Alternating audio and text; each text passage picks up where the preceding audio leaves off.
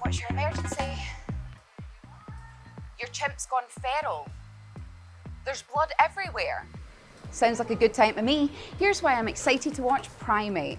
I'm sure we all remember our first pet. Mine was a wee white hamster called Bubbles. I was 5 when we got him, and for as long as I can remember since then, I've been an animal person. And I can say the same for the happy family introduced to us in Primate, the new creature feature from director Johannes Roberts, hitting cinema screens this month. Set on these stunning islands of Hawaii, aka sound stages in London. I know, you wouldn't think when you look at it, their set dressers did an incredible job. Excuse my tangent, getting back on track here. It's all welcome home, sweet home, as Lucy, played by Johnny Sequoyah, introduces her friends and their very own family pet, an affectionate adopted chimpanzee named Ben. And for those of you who grew up watching the likes of Disney's The Jungle Book, the first film I ever watched, fun fact, or another favourite of mine, Monkey Trouble, you might be lulled into a sense of security and you'd be forgiven. Because these characters have grown up with Ben. They communicate via technology, there's a relationship there. But this is no King Louis dance party, okay? One night, Ben is attacked by a rabid animal, and their secluded island paradise becomes a gore-filled prison as they fight to survive against the animal they once loved and trusted. It's less live, laugh, love, and more live, laugh, let me rip your limbs off. Now, there are many things that make me excited about this film, but before I sing the praises of its practical effects and the use of linguistics in the film, let's clarify the subgenre that it belongs to. The term creature feature is a branch off of the more commonly recognised monster movie subgenre, which also includes the likes of vampire and werewolf films.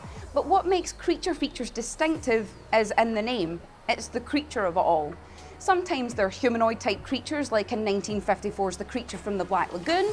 Others, they're given big bug energy, like in 2023's Infested. And sometimes it's creatures we know and turn on us, like the iconic Stephen King's Cujo. As for Primate, this film falls more under that third description for me. A chimpanzee isn't an otherworldly monster, it's an animal from our world that becomes monstrous.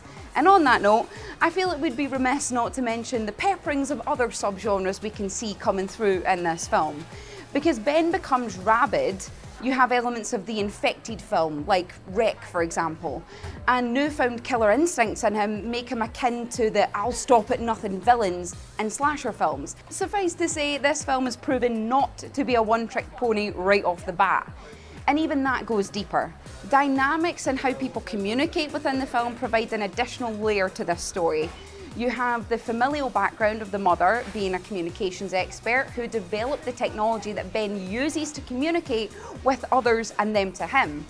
You also see Lucy in the trailer using sign language with Ben, something which is also important for the father character Adam, played by Kotsur, who is deaf.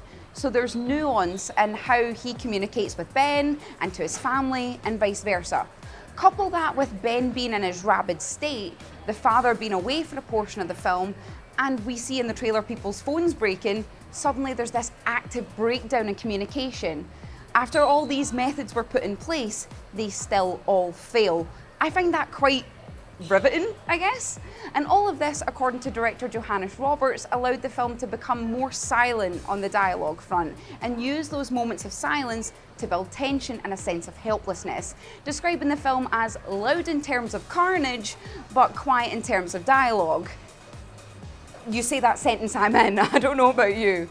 But this is something I have loved in horror films before, and I find it so appropriate here, because this is setting itself up to be a bit of a cat and mouse game, and a predator often hunts its prey in silence.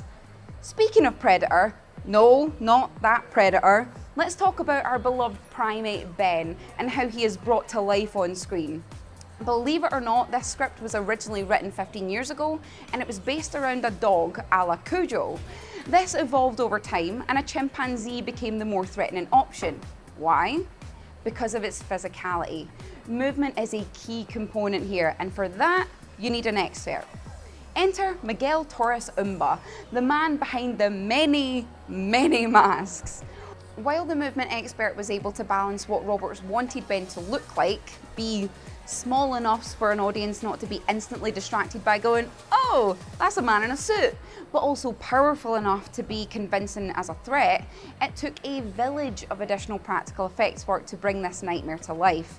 Multiple different puppet heads, animatronics for facial expressions, various sets of arms and legs to match different proportions needed for different movements, specially created feet operated by hands, courtesy of Millennium Effects, and of course a plethora of contact lens styles and colours that actually evolve throughout the film as Ben progresses through the various stages of rabies infection, committing practical gory acts of phantom pain-causing carnage as he goes. You know the kills in movies that make you sort of shift in your chair and just double check that you do in fact have all 10 of your fingers? Yeah, plenty of those in store, I fear. They seem to have gone to extreme lengths to construct a killer.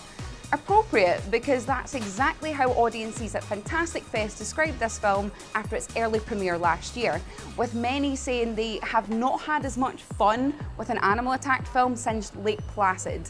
Those are some big statements, but based on what I already know, I'm inclined to trust them. I actually heard through the Apevine that tickets are already on sale. So what you playing at? Quit monkeying around and get them booked.